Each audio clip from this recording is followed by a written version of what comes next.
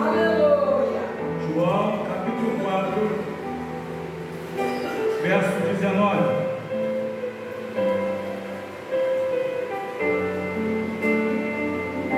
Aleluia.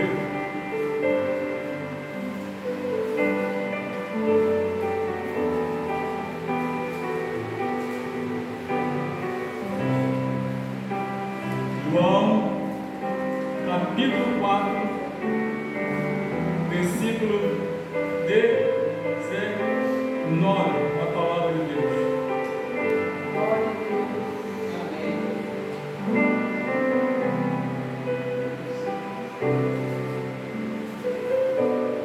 Diz assim a santa, gloriosa palavra de Deus. Disse-lhe a mulher: Senhor, vejo que és profeta.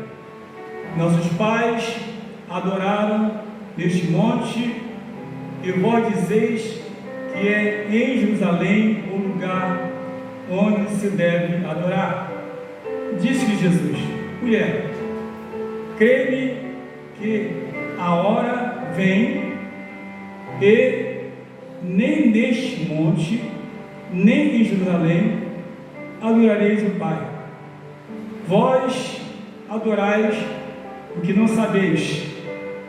Nós adoramos o que sabemos, porque a salvação vem dos judeus. Mas a hora vem, e agora é, em que os verdadeiros adoradores adorarão o Pai em espírito e em verdade, porque o Pai procura a tais que assim o adorem.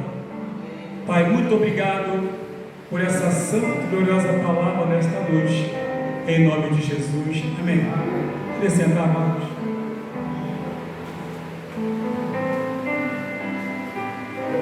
Meus queridos, conforme foi dito aqui, pastor que me antecedeu, sobre quantos na realidade estão procurando alegria em outros lugares, porém não é o nosso papel, como foi dito, julgar. Cada um no seu mundo. O nosso mundo é esse aqui. Esse aqui é o nosso mundo. E outros vivem outros mundos. Agora tem um detalhe que me chama a atenção, é que havia uma pessoa vivendo em outro mundo, e não era exatamente o mundo que deveria estar vivendo. A Bíblia nos relata, aqui mesmo, João capítulo 4, no verso 7, parte B, em que o Senhor Jesus Cristo, com muito amor, se aproxima, ou a mulher se aproxima, porque já estava ali, aguardando por ela, e ele vai e diz: dá-me de beber, dá-me de beber. E aquela mulher, muito assustada, meio sem entender nada, olhando para Jesus, sabendo da sua origem, e ela sabendo da sua própria condição, e a condição da sua família e do seu povo, e todo um processo que havia, político e espiritual, envolvendo o povo judeu, ela vai dizer o seguinte: como pode ser tu judeu pedir água para mim, que sou mulher samaritana? Pois os judeus não se comunicam com os samaritanos. Aí Jesus então diz para a mulher: se tu soubesse quem te pede água, tu pediria, e você receberia e jorrar pela vida eterna. aquela conversa, aquele diálogo envolvente, porque a conversa com Jesus é para nos envolver, não é para nos jogar para longe. E aquela mulher começou a perceber algo diferente naquele judeu. Não era uma pessoa qualquer. A conversa dele era mansa, era conversa de paz, era conversa de amor, era conversa de atrair para si uma pessoa que era necessitada. E diante daquela conversa, ela se viu numa situação em que Jesus estava descortinando toda a sua vida, estava falando toda a sua história, e ela parada, olha, como que diz, não é possível. Ele já sabe até quantos maridos eu tive, e já sabe até o que eu tenho agora, não é meu. Tu é profeta. Porque uma coisa que os judeus acreditavam, baseado no Antigo Testamento, era nos profetas.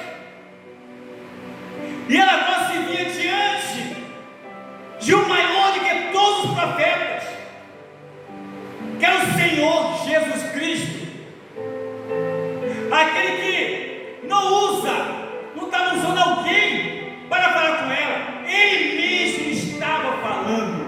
Aleluia. Porque os profetas do passado, Deus os usava, eles não falavam deles mesmos. E ela, naquele momento, se depara com algo maior do que todos os profetas. E o cuidado.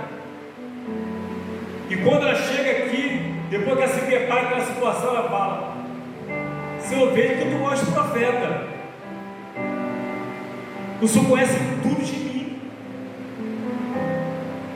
E a Bíblia aqui, depois de toda aquela conversa, eu vou ler mais uma vez, após agora o versículo 20, em que assim diz, versículo 20: nossos pais, disse-lhe a mulher: Senhor, vede que és profeta. Nossos pais adoraram neste monte, e vós dizeis que é em Jerusalém o lugar onde se deve adorar. Aleluia. Ela estava corretíssima,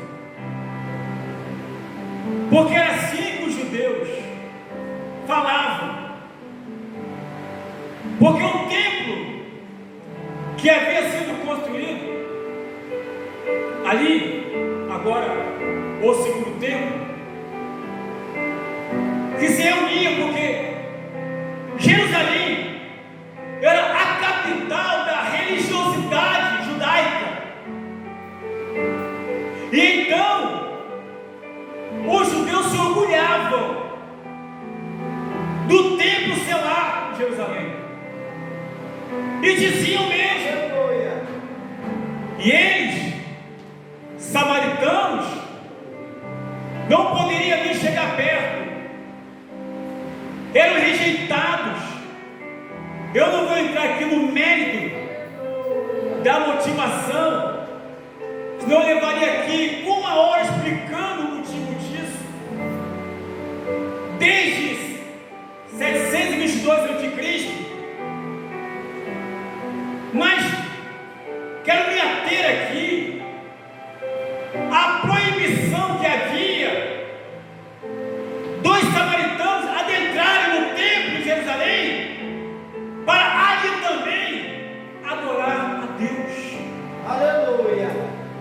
Adorar a Deus. E ela bota para fora todo o seu sentimento, toda a sua angústia, toda a sua sua tristeza, o que dá a entender que ela gostaria de ter o direito de também adentrar ao templo em Jerusalém, mas devido a essa separação, devido a esse desprezo que havia dos judeus em Jerusalém aos judeus mestiços de Samaria, ele não podia entrar. Ela vai e se assusta, até admira. Peraí, como pode, sendo tu judeu, pedir água para mim que sou mulher samaritana? Como pode? Nos tempos de hoje é difícil, porque o judeu não se comunica conosco, e agora você vem aqui me pedir água. Ou seja, irmão, ali estava uma oportunidade que na realidade era negada àquele povo pelos próprios judeus. E quantas vezes nós também negamos, como igreja, oportunidade a outras pessoas? Quantas vezes? Às vezes até inconscientemente. Aleluia. Às vezes até sem querer. Quando eu vejo, ouço discussões denominacionais, me causa uma tristeza, uma angústia muito grande. Quando eu vejo alguém dizer: eu não vou entrar ali porque lá eu não gosto daquele povo, lá eu não vou entrar lá porque lá também. E o pior é que todos se intitulam cristãos. Eu não sei que céu que esse pessoal vai entrar, só se for no céu da boca do leão, porque no céu de glória que a Bíblia relata, não tem espaço para isso, não tem espaço para discussão. No céu de glória que a Bíblia relata, não tem espaço para rejeição, não tem espaço para isso, não tem. Mas às vezes na terra as pessoas criam esse tipo de espaço, mas haviam criado esse espaço em impasse. Mas Jesus é aquele que chega para desfazer tudo isso.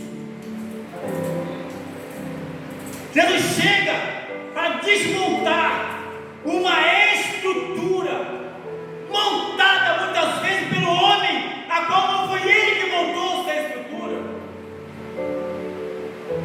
Ele vem para desmontar tudo isso, desfazer toda essa obra, de forma obra que não encantam a Deus, coisas que não chamam a atenção de Deus. Mas ali estava ele para dar início à libertação de uma cidade, através de uma pessoa que reconhecia que ele era diferente. Só tem um detalhe: quando ela fala, os nossos pais nos disseram que é para adorar aqui, mas vocês judeus que estão em Jerusalém. Aí Jesus então não desfaz do monte dela, não elogia Jerusalém, não desfaz de nada, mas mostra para ele a realidade que muitas vezes foge do nosso entendimento. O nosso que eu digo, somos todos nós, independente do cargo eclesiástico. Pode ser pastor, diácono, presbítero, falou que é cristão, ser membro de banco, não importa. E ele vai e começa a mostrar para ela, dizendo o seguinte: isso aqui me chama muito a minha atenção. Disse-lhe Jesus: mulher, crê-me, ou acredita em mim, ou creia em mim. Mulher, crê-me que a hora vem em que nem neste monte, nem em Jerusalém adorareis o Pai. Por que isso? Porque vós adorais o que não sabeis. Nós adoramos o que sabemos, porque a salvação vem dos judeus.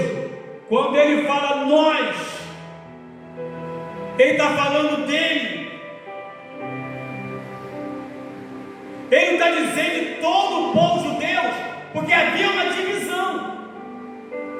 Ele estava falando dele também como judeu.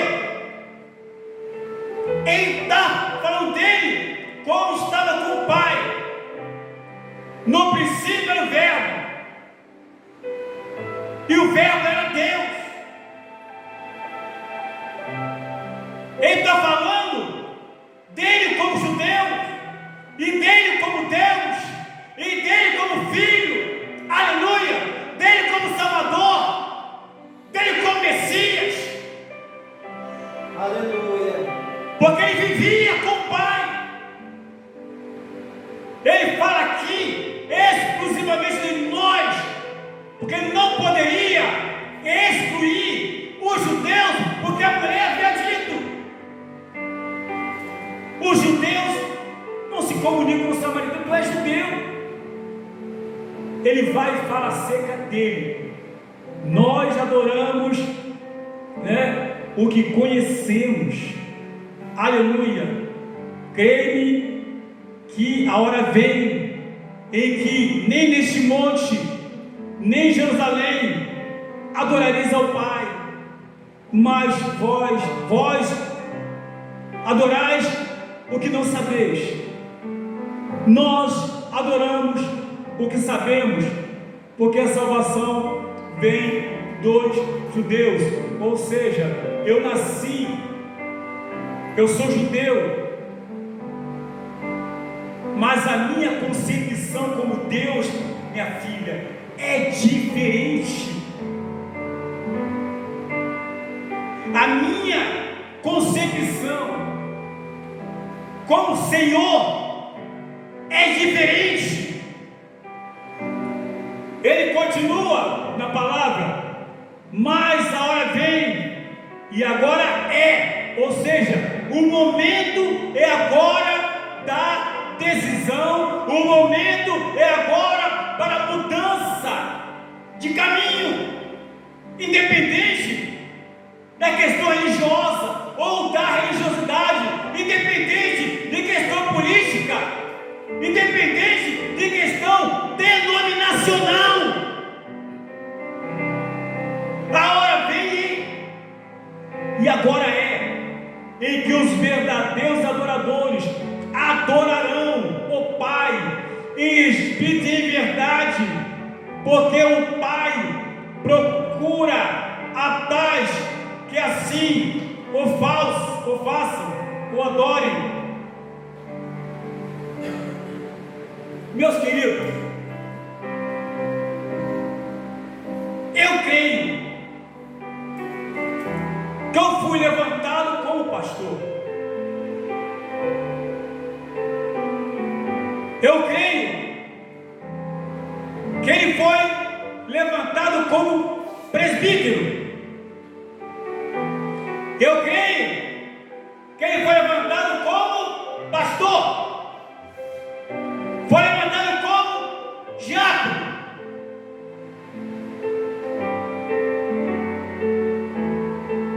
Deus levanta pastores, diáconos, presbíteros, evangelista, levanta instrumentistas, levanta missionários, levanta pessoas para serem profecia, porque o último profeta foi João, mas levanta pessoas para serem usadas em profecia. Mas adorador, ele não levanta, não. Ele procura. Porque adorar depende da minha e da sua disponibilidade de querer fazer.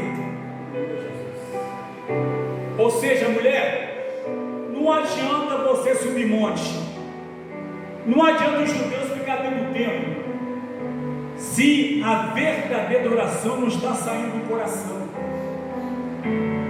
se o coração está fechado, se a mente está corroída, se a alma está caída, não adianta, mulher. Vocês sobem nesse monte para adorar, mas olha só, o teu estado, meu marido que você tem agora é teu. Mas não é só você não, mulher, lá também tem pessoas tanto quanto pior do que a sua própria pessoa, que estão no templo, que estão lá lendo o livro da lei, os profetas, estão lá oferecendo sacrifícios, mas o coração está longe de Deus.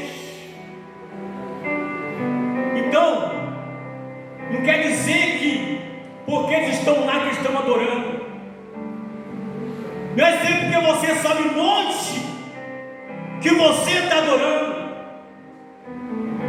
Quantas pessoas se iludem? Quantas pessoas se iludem?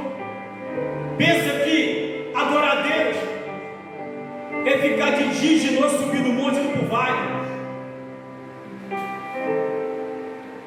Só pensa, porque a adoração a Deus independe do local que nós estivermos. O local para adorar a Deus, quem faz não é Deus, somos nós. Eu adoro Deus na minha casa, eu adoro Deus aqui, eu adoro Deus na rua, eu adoro Deus no banco, eu adoro Deus no serviço, eu adoro Deus, não importa. Mas como assim, pastor? Vou explicar.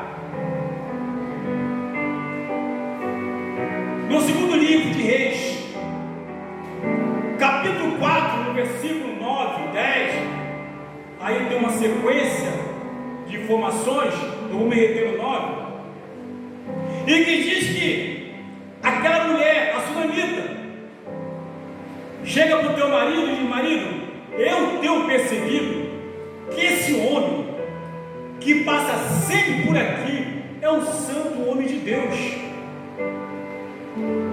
Ele é uma pessoa diferenciada. Vamos fazer para ele um quarto aqui, um quarto, e vamos colocar, aleluia, uma cama, uma mesa, um candeeiro, uma cadeira, para quando ele passar por aqui não somente se alimente, mas que possa dormir e descansar. É bom ter essa pessoa perto da gente. Ele estando aqui é a certeza da nossa família ser abençoada, porque ele é um santo homem de Deus. Aleluia. Ele apenas passava, se alimentava e ia embora. Não precisa ficar perto da gente. Perto da gente. Por quê? Porque o negócio dele não era só um local de adoração, não era só um templo. Mas pastor, a Bíblia diz em Isaías 57:6 que Deus falou: ó, e a minha casa será chamada casa de oração para todos os povos. Sim, mas a questão que para ser de oração não é só estar aqui dentro. Para ser de oração não é somente estar no monte. Olha o que Jesus falou em Mateus 6? Entra para o teu quarto, fecha a porta atrás de si e ore em secreto, que o Senhor em secreto vai te ouvir e vai atender. Será que Jesus está errado? Ou nós estamos na contramão do que ele ensinou? Mas pastor, é proibido para o monte? Quem falou isso? Não é isso. Mas o monte não é lugar para ser adorado. O monte não é lugar para ser idolatrado. O templo não é lugar para ser idolatrado. Pode botar o que for no templo, pode encher de mármore, de pedras preciosas, mas tudo isso vai ficar aqui e nós iremos. Isso fica, mas os verdadeiros adoradores irão. Você cuidar, tratar é uma coisa, mas me idolatrar.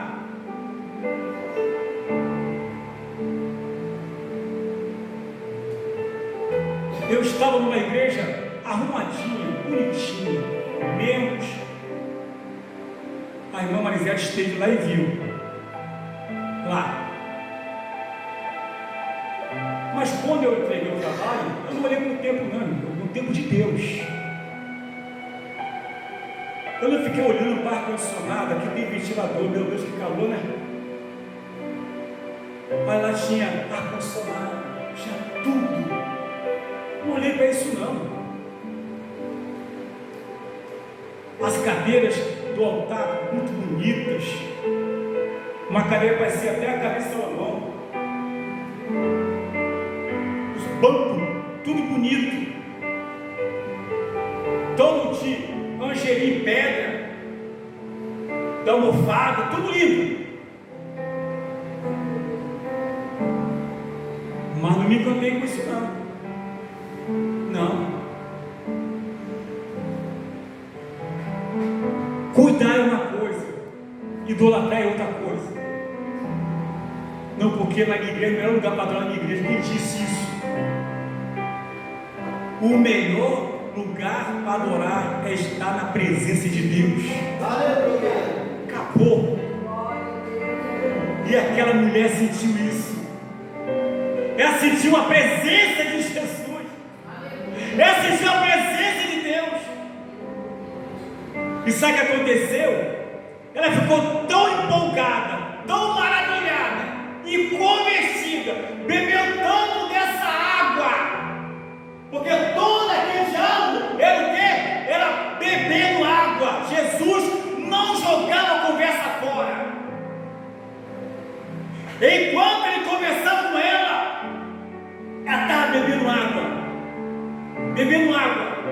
e se empolgando cada hora, cada momento, e Jesus falando, e orientando, e ensinando, e revelando, e trazendo à tona a sua vida, a sua casa, a sua família, o seu estado espiritual. Oh glória! E ela só recebendo, ela só ouvindo, ela só recebendo, só bebendo. Aleluia. Veja bem, vamos lá para frente. Agora vamos para o versículo 42. Indo, pois, ter com eles os samaritanos, rogaram-lhe que ficasse com eles, e ficou ali em 2 dias. Isso foi samaritano. Mas olha o que a mulher fez. Olha o que a mulher fez. 37. Porque nisso é verdadeiro o ditado: um é o que semeia e outro o que ceifa. Eu vos enviei a ceifar onde não, o quê? Onde vós não trabalhaste. Outros trabalharam e vós entraram no seu trabalho. E muitos dos samaritanos daquela cidade creram nele, pela palavra da mulher, que testificou: disse-me tudo quanto tenho feito. A mulher não ficou para ela aquela mensagem. O que eu estou fazendo? Porque eu tenho aprendido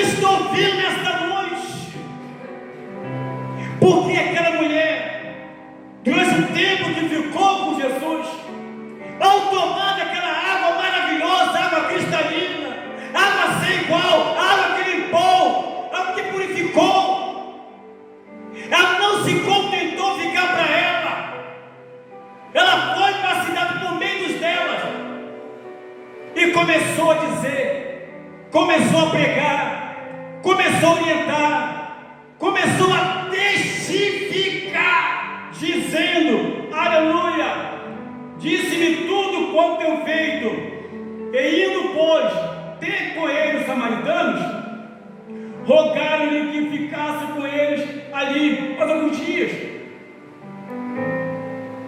Olha que maravilha, olha que coisa linda, uma verdadeira missionária, uma verdadeira convertida, uma pessoa verdadeiramente lavada, purificada, santificada, não orgulhosa, mas atenta à necessidade das pessoas que haviam na sua cidade.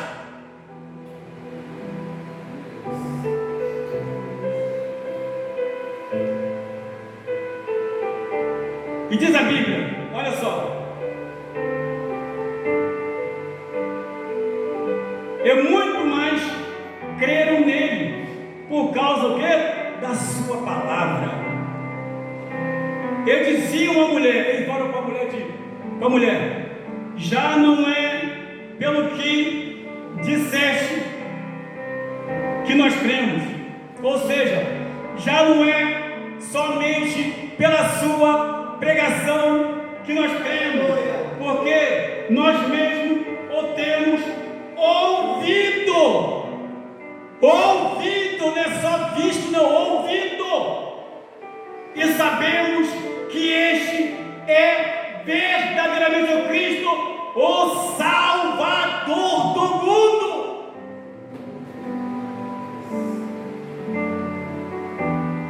Aleluia. Cada dia que passa, eu sinto que eu preciso de eu trabalhar mais na minha vida. Cada dia que passa, eu vejo essa necessidade de ser mais trabalhado pelo nosso Deus, para que nós possamos ter, para que eu possa ter uma visão missionária, porque essa mulher tinha visão missionária, uma visão de almas, uma visão de reino, e não visão de arraial, porque visão de arraial, sabe o que é? É quando eu penso somente aqui dentro. Isso é visão de arraial. Tá bom pra gente aqui, só a gente aqui tá muito bom, não precisa de mais ninguém, não. Isso é visão de arraial. Mas quando eu tenho visão de reino, vamos lá para fora buscar, vamos lá para fora pregar, vamos lá para fora evangelizar, vamos lá para fora buscar as almas. Aleluia. Vamos lá levar o amor que Jesus demonstrou por nós naquela cruz, quando foi pregado. Por isso, meus amados, que esse irmão é doloroso, mas é uma verdade. Às vezes nós nos achamos a última bolacha do pacote, as pessoas mais importantes. Os judeus pensavam assim também, sabia? Aleluia. Os judeus se achavam muito, mas eram religiosos. Religiosidade é um problema, religioso é um problema, ele só pensa nele. O religioso só pensa nele, só nele. E os judeus também eram assim, tinham visão de arraial, só pensava ali nele, em Jerusalém. Mas a visão do Senhor Jesus Cristo é de reino, é de alcançar todos. Essa é a visão, e deve ser a visão minha, tua, a visão da igreja. Aleluia. Fiquemos de pé em nome de Jesus Cristo. Glórias a Deus. Agora sim.